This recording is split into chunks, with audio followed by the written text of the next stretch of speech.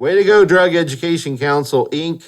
All right, let's do the second one now. It's actually the fourth one on this sheet, but it says instead of saying he is in denial, we could start right there. Instead of saying that, try this. He is ambivalent about. He doesn't understand. ... So, what are some of your comments about that? So, there's a couple things hit me around in my head. So, first thing is, you know what hits me first? What's that? Denial. It's not just a river in Egypt. I just love that joke. It's such a dad joke. It's so terrible. It's a good dad joke. But I love it. Well, so as a biblical counselor, if you see someone, if you're with somebody and they cannot see their sin, right? Mm-hmm. You're guiding them in conversation. You're telling them this is sin. Yeah, this is what the Bible, and they are just ambivalent. Let's use their word, ambivalent about it. That's not something to.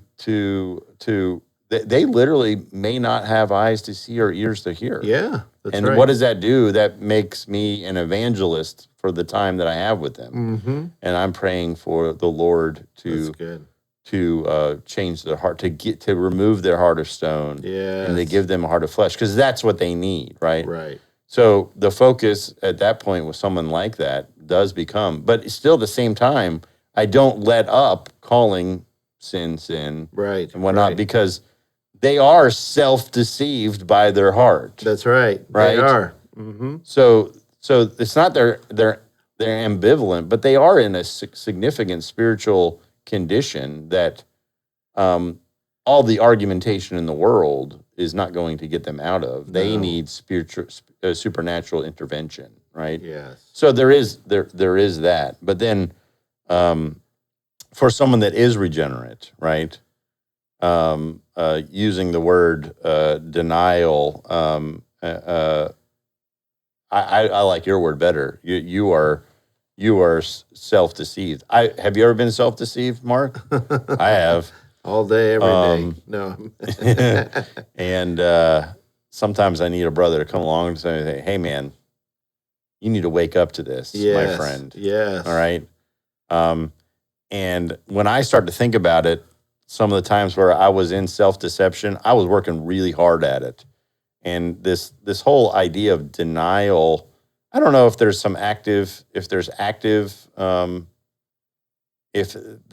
this thinking of denial, there's like an active part of the mind, like keeping someone in denial, or because they use the counter word as being ambivalent, someone that's not. Yeah. But I look back and like I really had to work hard every day. That's part of learning, like I said in previous podcasts, like the awareness of the depth of my sinfulness.